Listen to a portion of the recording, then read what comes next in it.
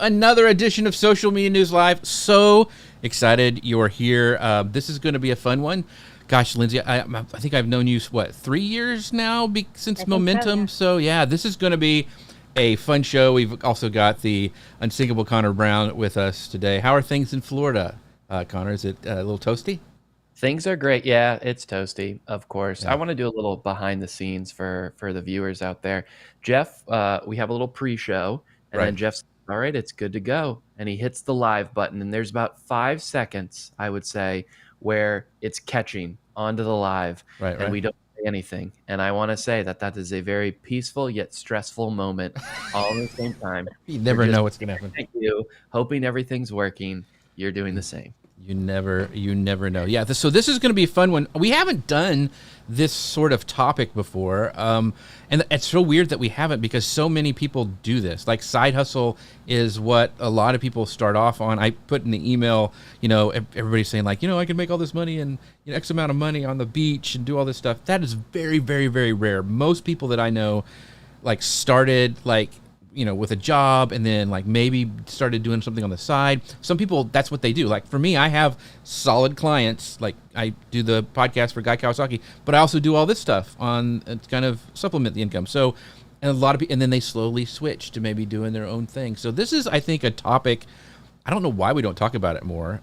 It's really fascinating. I think it's the fastest path. I don't think anything else is like winning the lottery. I mean, wouldn't you agree? It's kind of like, you see those things, but you're like, I don't know. That's just like lightning striking. So anyway, this is going to be a fascinating conversation. I am going to get started because I have a ton of questions for Lindsay. So I'm going to go on the podcast machine, and we will get started. Hello, folks. Welcome to Social Media News Live. I'm Jeff C., and you're not. And I'm Connor Brown, and this is the show that keeps you up to date on what's happening in the world of social media and more. You ever wondered how to grow a successful business while working full-time? Or maybe you're curious on how to manage your side hustle effectively. Maybe you're just looking to turn your passion into a thriving venture where you are in control. If these things are questions that you're asking yourself, then today's show is perfect for you. Today we have a special guest who is a side hustle success. Lindsay Dollinger I said it wrong. I knew I would. Has built a successful coaching business while teaching full-time. She'll share her journey, her strategies, and her tips for balancing multiple roles. So sit back, clear your schedule, clear your mind, and get ready for this week's episode of Social Media News Live. Lindsay, how are you doing today? I am doing fabulous. Thank you so much for having me on. I'm super excited to chat today, guys. Yeah, this is going to be a lot of fun. We've already got our friends showing up. We got Mr. Gary Stockton saying, happy Friday, beautiful people of social media. Thank you, Gary, so much for always tuning in and the great comments that you always bring us. Is a beautiful person of social media as well. We are very excited today. Oh, look, Rich is here. Hello, Rich. But if you don't know who Lindsay is, you should, because Lindsay is a woman's business coach, podcast host of the Purpose and Pixie Dust podcast, and creator of the Confident and Ambitious Mastermind. She has been a Spanish teacher for 15 years and started growing her online businesses in 2016. Today, she helps women manage their businesses. Thanks again, Lindsay, for being on the show. We're so excited to have you. Yay, thank you. I can't wait to chat and share everything that I have learned. And by the way, this show is brought to you by our folks at Ecamm. You can find out more about them at ecamm.com/Jeff. They've got amazing things going on. Creator Camp is coming up at the end of this year. Unfortunately, tickets are sold out, but never fear, my friends. You can actually enter to win a chance for a ticket to Creator Camp. If you go to jeffc.com/win, you can be entered for a chance to win a ticket to Creator Camp. I went last year. It was amazing. Connor Brown is going this year. See, if you want to go see and Connor and get his autograph, all that sort of thing, you can get your chance to win at jeffc.com/win. I hope to see you guys there. All right. So we are going to dive into this. Like so many people, like we were saying, Connor, like you mentioned, Rich is chiming in on the comments saying, hey, this is great for someone like me who's juggling a side hustle and a full-time job. Highly interested in hearing this conversation. Well, I'm sure we're going to give Rich and everybody else a great set of tips. So, Lindsay, I just want to kind of jump right into some of these questions here. And you've been teaching for 15 years, right? So how do you manage to balance this full-time teaching job with your business? Because you don't just have one thing. You got a mastermind, you got your blog post, you got your podcast. You're not just doing one thing. You've got a lot of stuff. So how do you balance all of that? Well, I think the first thing that I want to point out is that I didn't start with all of these pieces in my business at once. So start with one thing, because it will be extremely hard to balance all of the different pieces of your business if you don't have one core offer that you get really good at before you start adding in other things. So that's my very first tip, because it can be really easy to look in on the outside and be like, oh, she teaches and has the mastermind and the podcast and all those things. So I started with one thing, and that was just a free Facebook group. And I started really building a community around that. And then I started adding the other pieces in.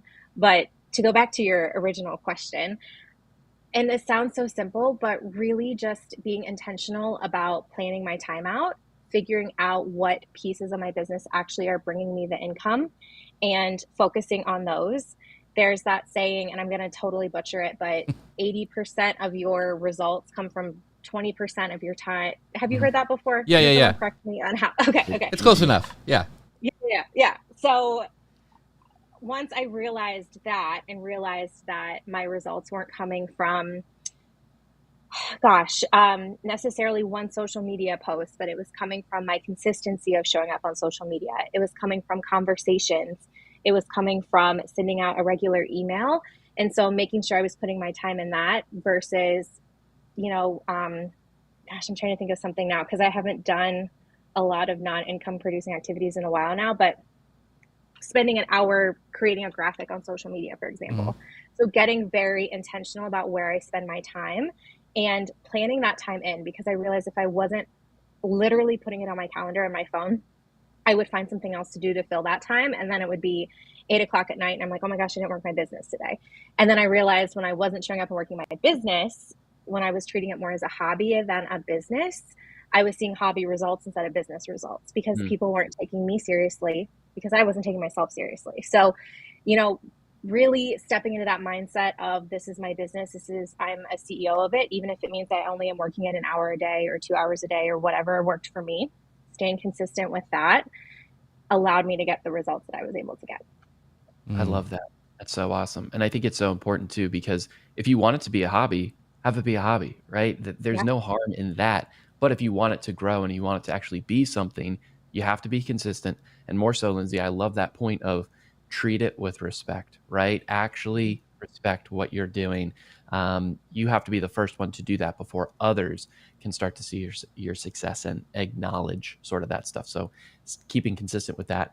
I think you've been a Spanish teacher for 15 years now. You probably had that goal of becoming a teacher, right? And you probably worked for a number of years and you liked it, or you saw its pros and its cons and those sorts of things.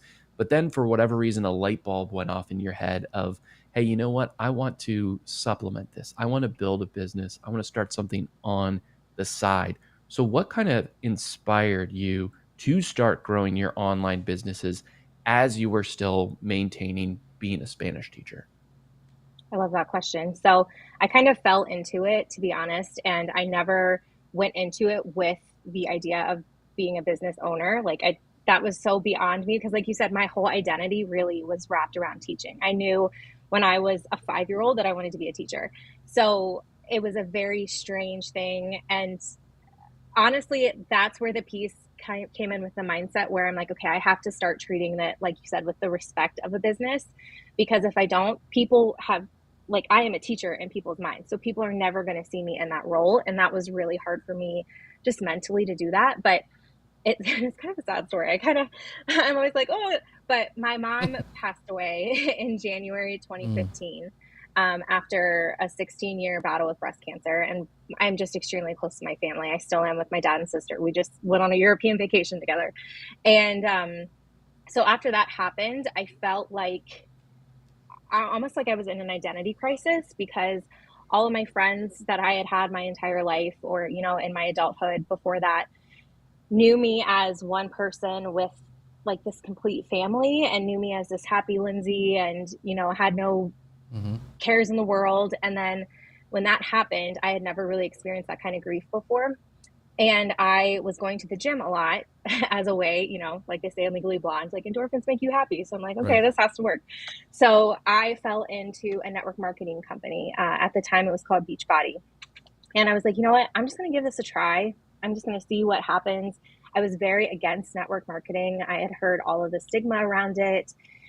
And I'm like, you know what? This is something different. And it just so happened that the team that I joined was an amazing community. They really allowed me to kind of be the version of me that I wanted to be, like my old self, without kind of knowing about like the dark stuff that I was going through. So it was like a way for me, like an outlet rather. Yeah. And as I got started with it, I learned about personal development. So I started reading all of these mindset books, and it really helped me get through that dark period of time. I'm like, okay, I actually can work on my mindset. Like I had no idea that that realm even existed, And I think that is one thing in the education space that we really don't do a service to, is that for teachers, especially, we could use all the mindset work, like I think every profession can, but it's just something that wasn't there.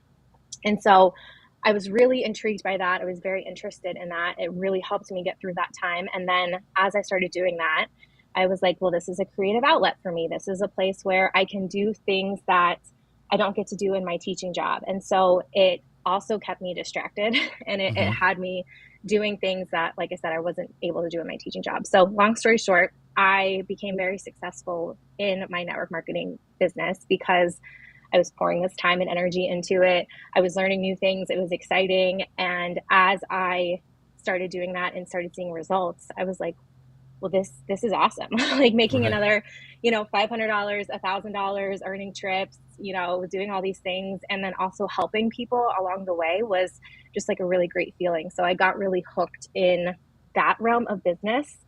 And then long story short, after doing network marketing for a few years and getting to the top of my company, I realized that the piece of my business that I really, really loved was helping women build out their own business and be successful. And so then that's when I pivoted to coaching, podcasting, building my own products so that I didn't have to rely on the rules, the regulations of a network marketing company, that I could literally build anything that I wanted to build and teach other people how to do the same. And that, that freedom of creativity, of time, of actually being able to own my income. Whereas teaching, it's capped. It doesn't matter Right. how good of a job you do. You can't make more than X amount of money. And so that was also very intriguing to me as a teacher, because I had never knew that was a possibility. So yeah, that's the long story of how I got started. So that's very cool. And I wanted to ask this question about like your goals. Are you planning on, like, if you build the business so much, I'm going to quit teaching, or are you planning on like, I'm going to continue teaching till I'm going to retire and then I'll go into this full time? Like, kind of what are your long-term goals with this side hustle, or does that change? I mean, I don't know. I mean, I know when I started out, it was a lot different than where I am now and the goals that I have. So kind of talk about your goals through this side hustle, where you want to see it and where you want to end up. So it does change. There are some days, and especially since, your wife's a teacher, Right. I think education has changed so much from when I began teaching that it's not the same. It's not the same environment. It's not the same as it used to be, which nothing is. But I would really love to build my business to a certain point and then, be able to say like, my teaching in a traditional classroom is complete. And now I am teaching women in an online space.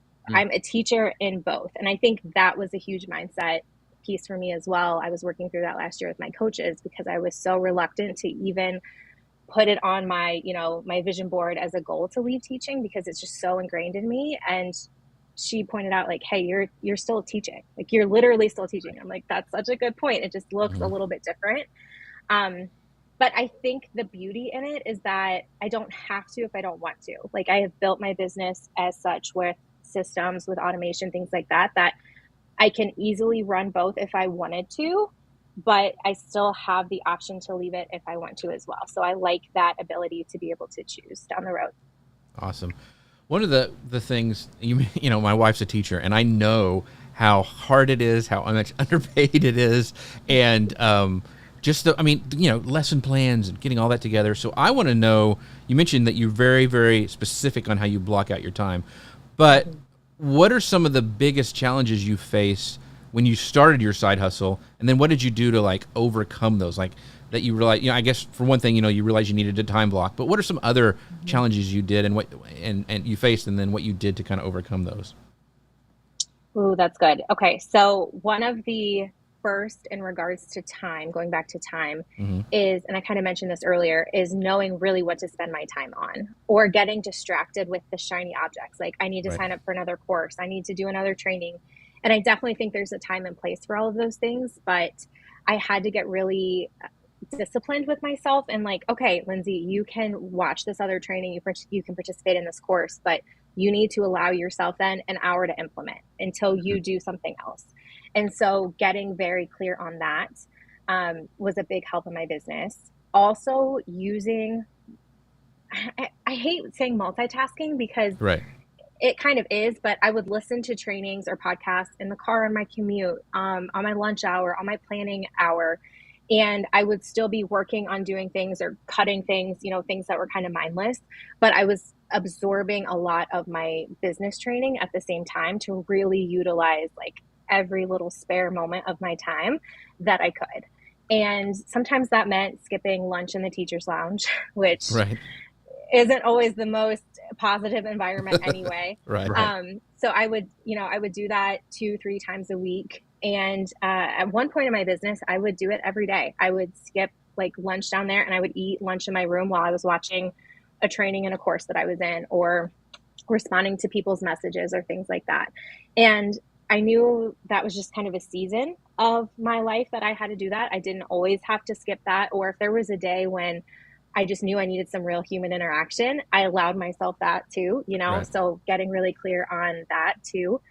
But then the other thing that was really challenging was, again, going back to the mindset, because I would hear a lot of comments like, I'm trying to think of what some of them were, like basically like, who are you to be doing the thing that Mm. you're doing? Like, and hearing that, and I still sometimes hear it, to this day, like, well, you don't have a degree in business and you don't have that. You're a Spanish teacher, your master's is in Spanish. How are you applying that?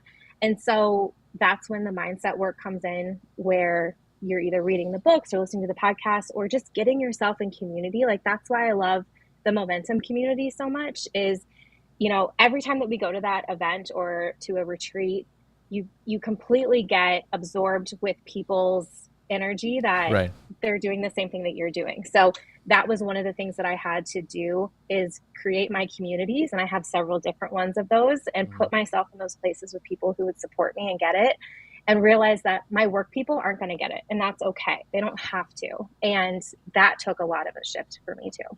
Was that from those negative Nellies is what we'll call them? Was that from the teacher groups that you were in that were saying like, who are you to do an online course, or was it family or friends? Who were putting those negative All of out the there? above. Okay. Yeah. All of the, a Right. little bit of all the above. And it wasn't always necessarily, I think, meant to be negative, but it's just people would ask questions in a way of like, I don't really understand this thing that you're doing, or, why don't you just come to lunch and do all that later? Or, just different things like that. And like I said, I just had to really realize that I need to find my business friends, my business Mm-hmm. community, and then realize that my friends and family or my coworkers aren't necessarily going to understand this other passion that I have, and that's totally okay. They don't have to.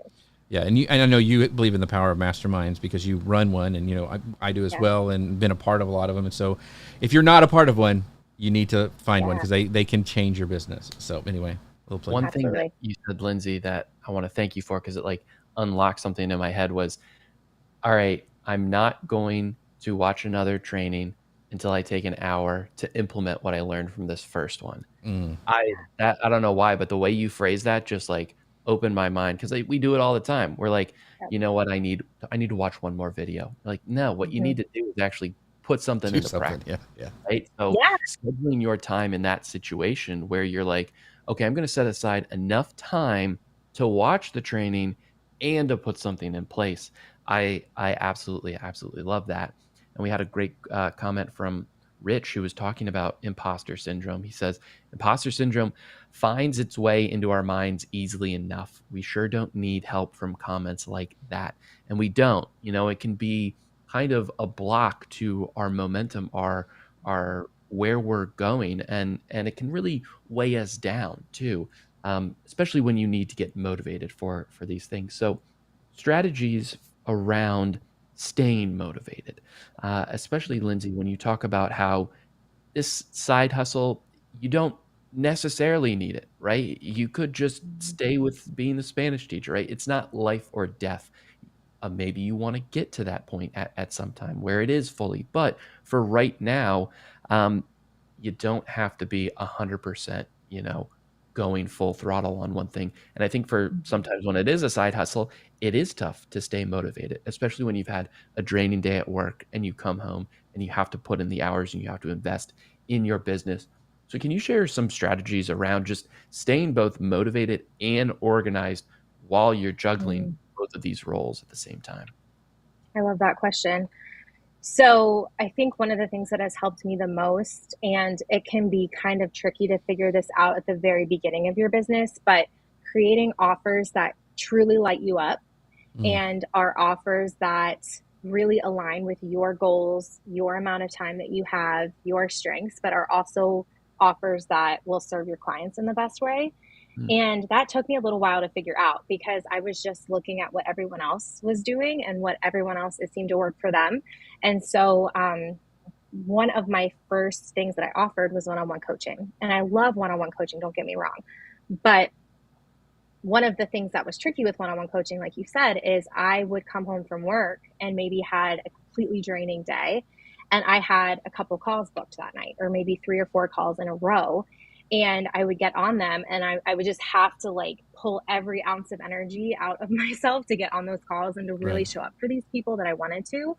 And so I realized that was not the most sustainable thing for me at my current space in my business, or that I couldn't book 4 in one night. So I used to do the same thing with my podcast interviews. I would book 2, 3, 4 in a row on one evening just to get them done for the month. But then I realized by interview number 3 that I was like Right. resenting showing up. And I never Right. want to resent showing up because then you get burnout, you start to hate it.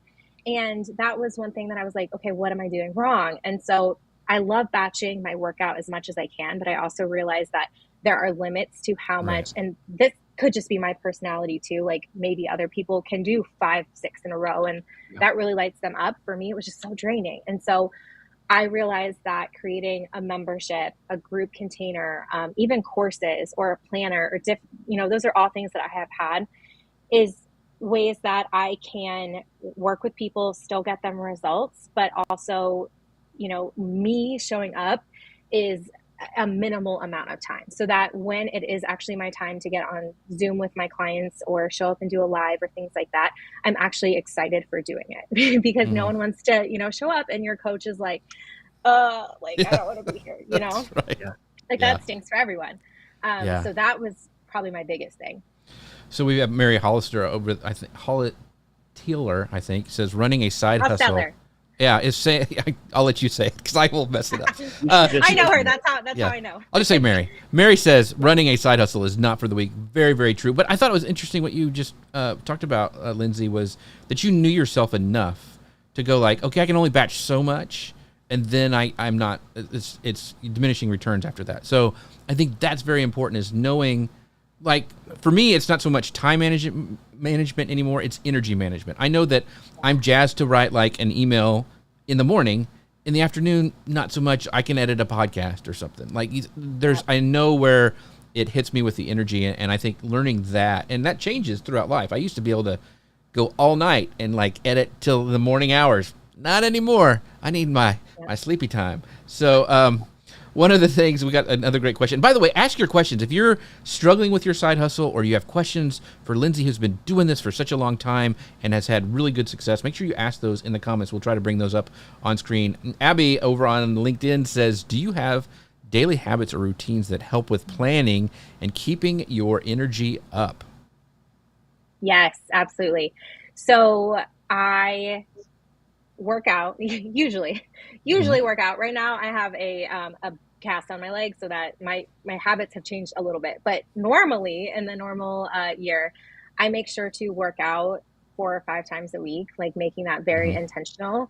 And I schedule that in my calendar. So that's one thing to keep my energy up.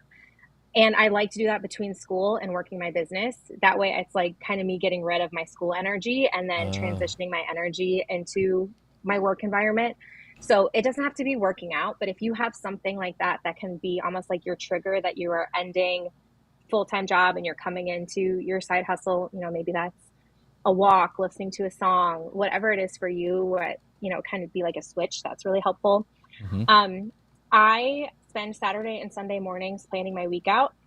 So I will get my calendar out for the week. Like I like a physical written calendar, but I also use reminders and the calendar app on my phone.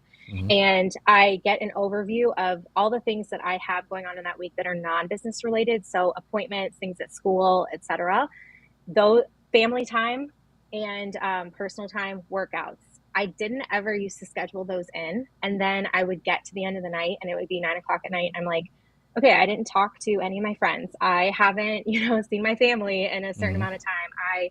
And that leads to burnout really quickly. So you have to schedule in the fun stuff. And I know it sounds silly, like who wants to schedule in, I don't know, seeing your family or going to a movie or different, whatever it is for you. But until you get to the point where it becomes routine, try scheduling it in. And that way you make it so much part of a habit that eventually you won't have to do those things.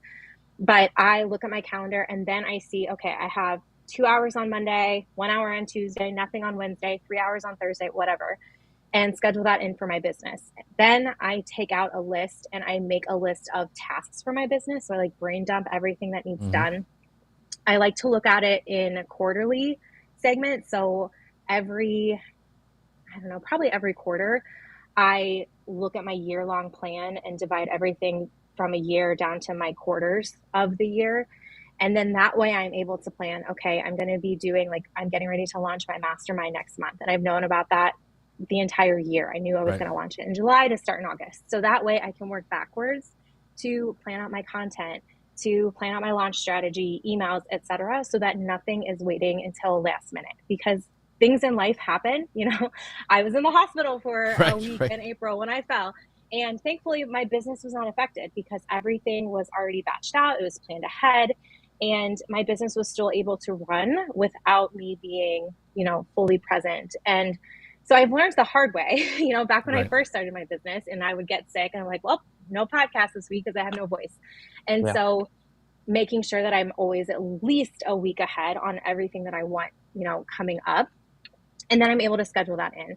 So one thing that I have realized, especially during the school year, I don't do it as much during the summer when I have off, but when I am working full time and doing my business, I batch out, a theme day. So, Tuesdays, I only record podcasts now on Tuesdays. Yeah. And it's so much better for planning, for energy, for all of that, because I know I have to show up for my podcast interview on Tuesdays. And when I first started that, I thought that I was going to be eliminating possible guests because I'm like, what if guests are not available on Tuesdays from 4 to 6 p.m.? Because, a lot of people do their business work during, normal business hours. So I've never had anyone say that they couldn't. And so that was one of those things, I was so in my head, like, oh my gosh, I need to have every day of the week open for people to schedule, but that's so draining. So I plan content on Mondays. Tuesdays is my podcast day. Wednesdays, I do connection with people. So I'm in the DMs. I'm responding to comments, responding to emails. Thursdays, I'm working on systems, different things in the back end to make my business run easier. Fridays, I do follow-ups. And then the weekend is just fun things, me interacting or creating something, because I really love creation for offers. Or just taking the time off, and then also planning for the week ahead. I have a set time that I do that too. And that works really, really well for me. I love the idea of theme days, and I'm trying to do more of that. But I think, they say that multitasking kills a lot of creativity. You have to 30 minutes to get back on task or whatever. So I love that idea of focusing, and I've been trying to do okay, this is podcast day. Okay, this is, whatever day. But I think also, Lindsay, one of the things seeing and kind of digging into what you've been saying is your consistency. And that's why we always have the live show 10 a.m. Central Fridays all the time. Yeah. And like you, there's been once or twice we've had a guest who couldn't make it, and it's because they have something on Fridays, and I'm like, that's when we do it. That's just how it is. I hate that we don't get to have you, but that's when we have it. So I think half the part, what is it? Somebody said most of success is just showing up. If you show up consistently every day, it makes a big difference. I want to bring up Dustin's comment. He goes, yes, energy management is something he's been talking about for years. In fact, I remember Dustin talking about one time when he started to kind of get a slump in the afternoon, he'd go and do push-ups. Now, I haven't been that crazy, but that's a great idea. That's just crazy talk. But I don't know if he's even doing that anymore. But he also says the Pomodoro technique is the best way he's found for energy management. I love that too. I use an app called Focus to do, which actually I can put my task list in and it does the Pomodoro technique, and I really, really, really like it. So yeah, great tips here. Connor, you had a question. Yeah, so I know even with all that time blocking and planning, it's still so crucial that whatever you create when it comes to your side hustle, you're getting the most out of it, right? You're maximizing every single piece of content that you create, whether it's a podcast, a video, a social post, a blog, email, all sorts of stuff, especially when you have such finite time throughout the week that you can work on something. Lindsay, you're talking about batching content and creating content like on specific days, knowing that, hey, this isn't just something I'm creating for a one-time, one thing in the ether kind of post or whatever it is, but I can stretch this out and I'm getting the best bang for my buck. When it comes to repurposing, what are some effective strategies that you've started to implement or you've been implementing that you see great results from? Yeah. Okay. Really quick before I dive into repurposing, I want to share something that it came up for me this morning, and I was like, ooh, if this comes up on the show, I'm going to share this. So one thing with my content is that I try to, like you said, maximize it to the fullest potential. And so I try to be very intentional about call to actions and making it very easy for people to click my links. Like I don't need to be searching through everything to try to find. So I was listening to a podcast this morning for someone I really admire, and they're opening up a new program, and they're talking about it. And so I was sitting in the Starbucks drive-thru. And so I'm like scrolling. I just click on my podcast app. I'm like, oh, surely this person has a link that I can click on, to check out this program, and I'll save it for later. No link. And I'm like, what is wrong? So, the podcast is over. I'm not going to go back probably and search for that. So I try, and of course we're all human, so you forget sometimes, or things slip, but making sure that you are optimizing everything you're putting out. So your emails have clickable links, your profiles on social media are all optimized. So my cover photo, even if you click on it, has a clickable link to my website, my free group, etc., so that it is a no-brainer for people to be able to find a way to get to my website, check on my podcast, etc. So I don't know if you guys have ever run into that. Like I ran into that. Someone else was talking about, skincare products they have. And I'm like, oh, I know they deal, I don't know, Mary Kay or something. And I'm looking at their profile. I can't find a single way to click on their link. And I'm like, well, they just lost a customer. So that's one of the things that I try with all my pieces of content, not every piece of content. And obviously, Instagram, you have your link at the top, but making sure that you have those things. Because if not, you're just missing out on free ways for people to find you and to work with you. So, wait, Connor, can you repeat? Oh, repurposing. Okay. I was like, wait, I talked about that. Now I forget the question. Okay. So for repurposing, I have my podcast, and that's where I get a lot of my content from. So I like to start with some form of long form content. So podcasts, sometimes it's a blog, sometimes it's an email that I write that I feel really inspired to write. And then I'm like, okay, I could definitely dive deeper into this and do a podcast or a video. So start with something longer form, and then I cut it down into the smaller pieces. So that's, essentially what repurposing is. But then once you get to a certain point in your content creation, if you have made, 20 podcasts, written 20 blogs, even longer posts on Instagram or something like that, you can start repurposing. You can pull those topics out. You don't always have to be recreating the wheel. I actually was listening to, I think it was the Rachel Hollis podcast this morning also. And I listened to it for about 10 minutes, and I was like, I've totally listened to this podcast before. Like she, this exact podcast. And she never said at the beginning, this is a replay. Some people say replay or throwback or things like that. Right. She just ran it again. And, I think it's probably been a year or two since she played it. I don't even know why it was this particular story she was sharing that was very memorable. But we get so in our mind that we always have to be creating something new. And that's not true, because the majority of the time, people aren't going to be weird like me and remember remember Right. the exact post or remember the podcast. And even if they do, like, I still listen to it because I enjoyed hearing it before and learning from things of it, before. But again, it's like that whole mindset piece that the majority of people aren't seeing your post for the first time anyway. Right. What's it, like 7% of people Yeah, see that's bad. something, Same thing with your podcast. The people who are listening to your podcast now, some of them might be the same people from a year ago or 2 years ago, but I bet you have a lot of new listeners as well. So it's okay. I ran a couple episodes that were older episodes that did really well a few years ago while I was at home recovering from my surgery, just because I would rather air something like that than create one when I'm like taking Mm-hmm. pain medication. I have no idea what I'm going to say, Right. so allowing yourself that grace. But I also use tools. So I know you use what's the app we were just, is it Repurpose, Jeff? Restream for this show where you're able to go in and like Lindsay is able to share it to all her channels, and I can pull up comments from her people that are coming on the show. So yeah, that's one of the tools I use for that. I use Descript for all the repurposing stuff for Yep. the clips for the show. Yeah. I just started Descript in the spring. I'm really loving it. But I use StreamYard, so it's similar to Restream, but not quite as cool as Restream, actually. So maybe I will. So we're actually be using switching. Ecamm. We're actually using Ecamm because they are the sponsor of the show. But we take Yes. Ecamm and we put it to Restream. It's really cool because I can send out one signal to Restream. They split it out everywhere, and also I can share it with you and like go to your YouTube channel and all that stuff and not have to do any security stuff. So it's kind of a combination of everything. But yeah, those tools, they can For change. repurposing. Yeah, they cut your clips up for you, so like you don't even have to think about, what was the thing that someone said that was most mind-blowing. They'll pick out, some of the top clips and you're like, okay, here's a reel, or you're able to download it and then put it on YouTube and put it all of the places to have your visibility everywhere without spending hours doing it. So definitely check out different tools like that. Has been really helpful for me for repurposing too.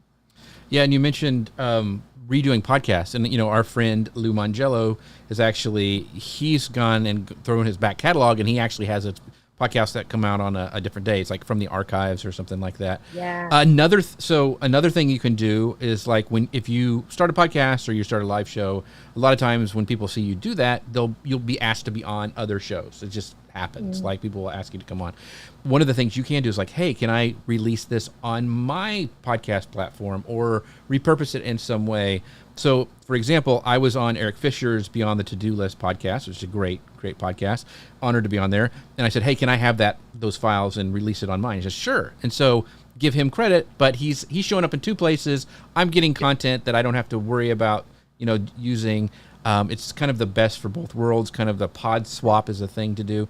So think about that. But also, like Lindsay was saying, like her pillar or piece of content is her podcast. Like that's her thing that she gets a lot of other stuff from. And so the live show is for us. That's where we get a lot of things. My daughter Abby goes and helps chop all this stuff out.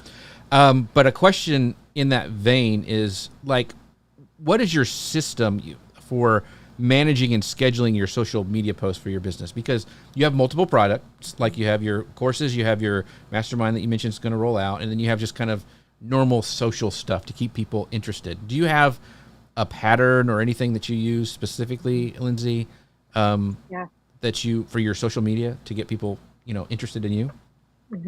Yeah. So I, again, do the theme days.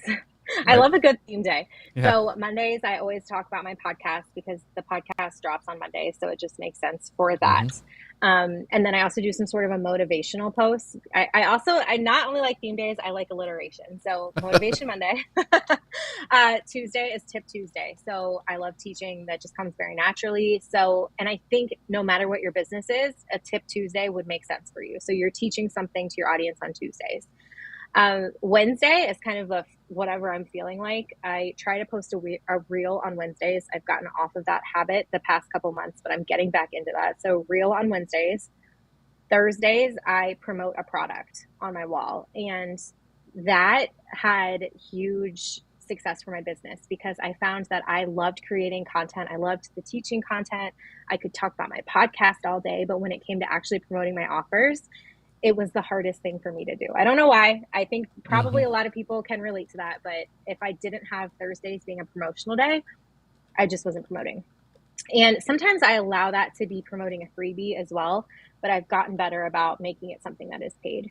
And then Fridays is kind of like my fun Friday. So I try to share something a little more personal, but still weave my business into it somehow. So, this is something I achieved this week. This is what's going on, just something more personal where I can Mm-hmm. connect with people.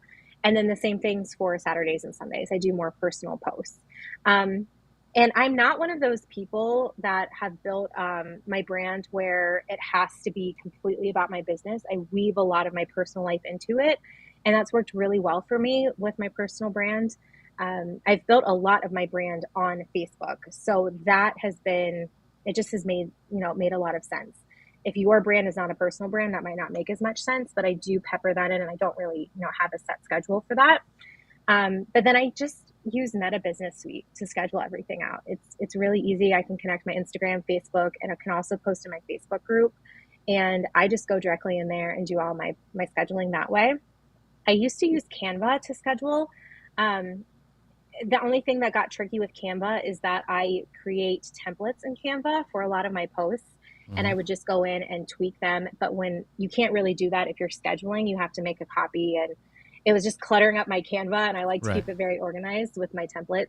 So templates is another thing. If you don't have templates, and it does make sense for your business. So if you have a podcast, creating a template for, a guest, introducing a guest on your podcast, or, a new show can save you a lot of time in the long run too. Mm-hmm. So creating those things, but yeah, I just use old fashioned Meta Business Suite, sit down, make sure it's scheduled out for the next week coming up, and go from there. But reels I try to do organically within the app. I don't schedule those usually. Awesome. So a Awesome. follow-up to that, because I think you kind of mentioned it, would you say Facebook is the platform that you spend the most time on promoting stuff? And then also, what is the platform that gets you the most return when you're posting? Yeah, it's Facebook for both, actually. I have tried to do that on Instagram. My personal Instagram actually, with 11,000 followers, disappeared in March. Oh So gosh. I have I have rebuilt, or started to rebuild, my Purpose and Pixie Dust Instagram. I think it has 200 or 300 followers. But I actually really enjoy it better now that I don't have so many people. And I don't even know why. It's almost like the pressure is off to, and this sounds silly, but like, be so perfect showing up online. Mm-hmm. And I think that is what I was able to do on Facebook too, is just be very me. Like, I didn't ever feel like I needed to always be throwing out educational content all the time. Like, I just weaved it very naturally into my personal brand. I also don't know if it's my age demographic as well, that Facebook, we started with Facebook Right. however many years ago. And so it's just more natural for me there. But I do repurpose my content from Facebook over to Instagram. But yeah, Facebook has been my platform of choice for a long time. And my Facebook group as well is a big place where I get a lot of customers. That's really So good. when you're repurposing content, I think when you first post it, you have a set of metrics that you're looking for, whether it's the first blog post, right? The first podcast episode, whatever it is, what you're looking for that. But when you're repurposing something, whether it's pulling clips from a long form piece of content and posting it somewhere, or like you said, posting from one platform and then repurposing it to another, how does that differ? Like, how do you measure the success of just a repurposed piece of content? Yeah, I like to look at engagement just overall. I prefer comments versus likes on things, obviously, to keep a Right. conversation going. But I have also learned that the metrics on, especially like on Instagram, are not always an indicator to me, especially if I'm looking at comments, of whether things are actually hitting home with people.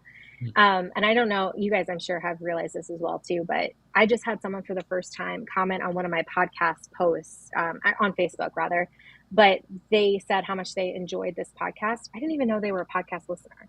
So Yeah. that can be one of the things, especially with podcasting, but anything on social, is you never really know who is watching or following your stuff. So it can Right. get very, I know I can get very in my head when I'm looking at analytics and like, okay, no one liked this post. No one. And if that's happening over and over and over again, if you're just posting a lot of content with no engagement at all, then it's time to reconsider your strategy and tweak things a little bit. But as long as I'm getting some sort of engagement, I call that a win.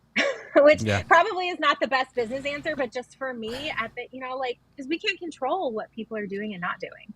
It's with the algorithms, like you said, that's why you continue to put stuff out there. I put clips out all the time, every day. We put out stuff of this show every day.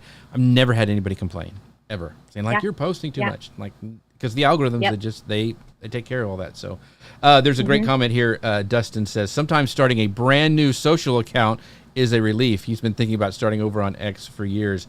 And that's really interesting to hear from Dustin. Is old school. He's OG. He is like the president, CEO, big cheese over at Magi, a great tool, AI tool that everybody should go check out. But it is refreshing. Sometimes it almost becomes a hassle to continue to keep up with everything. And I'm sorry you lost 11,000 followers, though. Man, that's a whole nother story. I know. Oh man. It is. But you know what? Like I said, it was getting to the point where it felt like a chore to show up on that platform. And now that I have restarted, and it's like my feed is actually filled with people that I want to be seeing all the time. Not that, okay, if you're not following me right now and you were before, it's not that I don't want to see you. Like, please come over and follow my new account. But still, it just was kind of such a relief. And then also I could really, start over a little bit. So I like changed my brand color slightly. I'm like, I can change what I'm putting out and the voice that I'm using. And that was kind of nice. So it's made me really start enjoying Instagram a little bit more. Yeah. Something that everybody enjoys is our friends over at Ecamm. You can find out more about them at ecamm.com/Jeff. They have their amazing community.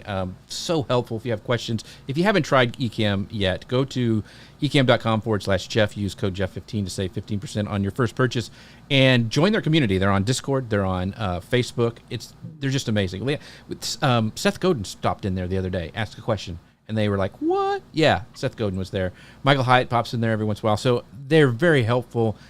Even big names come in and ask questions. So it's a really great community. Make sure you guys go over there and follow them wherever you're at. So I want to kind of circle back because we talked about the importance of the time management and some systems that you put in for multiple projects. So you've got multiple things going, like Mastermind. You're getting ready to launch that again. You've got your Facebook group. Are there like management techniques that you're using to balance multiple projects? I know you have theme days, like I'm going to work on the podcast today, but there's a lot of stuff. Do you like use Asana? Like any other tools that you use to like keep track of all this? Because that's a lot, and you've got a teaching job at the same time. So my mind goes like that when I think about all the stuff that you're doing. So what management techniques, I guess, are you using? Yeah. So one of my favorite is I use Trello, not Asana, I use Trello. Yeah. And I love ClickUp. I love Notion, because you're a big fan of Notion, Jeff, right? Yeah. Mm-hmm. Okay. Yep. And because I watched your presentation at Momentum on that, and I love that. I loved the idea of that too, but everything of mine is in Trello, and I'm like, okay, I don't have the energy right now to transfer everything over and learn something new. So I think that was something that really helped me, was picking one thing and deciding this is my platform. I'm using it. I'm organizing everything on there. So I have what I call my business blueprint board on Trello, and it's gigantic, but I have everything to do with my business on there. So I have a column. So if you're not familiar with Trello, they're almost like virtual sticky notes you can put in like rows and columns. So I have one for my branding. I have one for anything that needs to be shared with like you to promote this podcast. So when you asked me for my bio yesterday, I went on there, I copied it, I posted it in the email to send you. So anything like that I am asked for over and over again, I need to find some sort of a place for it that I can easily type in a keyboard shortcut on my phone or on my, on my Mac. Those were really helpful for me at the beginning of my business. Anything that I'm repeating over and over again, I'm like, okay, I need to either have a place where I can just copy and paste this or have video links. So that's one thing why I decided to create a course that goes with my mastermind, is I just created little video lessons for all your pieces of your business that you need. And so that when my clients were coming to me asking me like, okay, how do I set up Linktree? How do I set up email systems, whatever, I could refer them to that and then say, watch this, and then ask me what questions you have. So setting up systems like that for my offers and my business are really, really helpful. I also have all of my ideas because Right. if you are an entrepreneur, you have 18 million ideas, but knowing Right. like I don't have time to do all of them right now. So I have like an ideas parking lot on my Trello board that I can go back to where I'm like, okay, I have some extra time in my business. What should I bring up now? So that has been really helpful. But then going back to systems, again, anything that I'm like, okay, this would really save me time if I'm able to do that. I put that on my to-do list. And when I have an extra hour or two in my business, I would create my first email welcome sequence, for example, or create the email that goes out to people when they sign up for my membership. Just anything so that I didn't have to be doing it one-on-one and recreating it every time, that I could automate to set up. Save me a lot of time. And then the last thing is I use Kajabi for my website, and I chose that. It's more pricey, but I've been there for years, and my email's on there, my funnel's on there, my website, everything is in one place. So that saves me a lot of time. I don't have to open up, 5 different apps or websites to use. Everything is in one spot. So when I go in there, I know that I'm there to work, and I can just go down through my task list and get everything done. Awesome. Yeah. Very, very cool. And before we get to a comment, I did want to point out 2 things that you said in that. One, I use Notion as kind of a content creation tracker tool like that, but I love that idea of also putting in just all of your frequently asked questions or responses or your brand book even in there for easy access. I think that's so great. And the ideas parking lot, I'm reading Cal Newport's new book, Slow Productivity, and he talks about this idea of instead of pushing projects or pushing tasks that you have to do, come with a pull mindset. So you have this parking lot, and instead of pushing everything in, like, I got to get it all done, put it in this parking lot, and then pull in new ideas, new projects when you have the time. And that's when you actually like can be productive, right? Instead of just dumping everything like I got to work on a million things. No, pull in when you have time, and then you can go for there. So I love that. And I love Rich's question here too. He says, is it difficult for you, Lindsay, to keep your focus on teaching during the day? His mind often wants to dig into the challenges and tasks of his side hustle while he's working for his main gig during the day. Any tips for keeping your focus where it should be? Ooh, I love that. I will say sometimes it can be, especially if I'm in the middle of a launch or something where I know people are probably messaging me and I'm like, oh, I need to get back to them. But one thing I learned very early on in my business, because I was so tempted to do that, or I was like, I can't focus on multiple things, was realizing that the way my business is set up, there are really no business emergencies. So even if it takes me 12 hours to get back to someone, like, they're not going to die waiting for my response, right? And so realizing that, and also really setting boundaries. Like, I don't get notifications on my phone. I turned all of that off. I take myself out of group chats. I hate group chats with a passion. And that way I'm just not tempted to go in and feel like I need to respond things, immediately. And I've set those boundaries with my clients as well. Like, between the hours of 7 a.m. and 3 p.m., I'm unavailable, but I will get back to you in the evening if you respond to me between 3 and 7, or, whatever that looks like.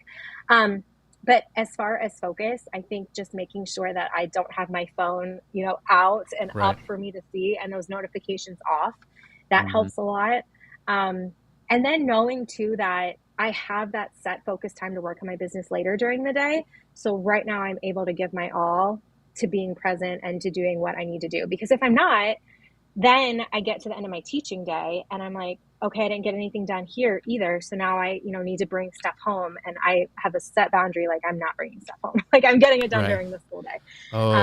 So those boundaries are really huge. And whether you have a side hustle or not, if you're a teacher, or I say especially teachers, but really any occupation, leave your work at work as much as you possibly can.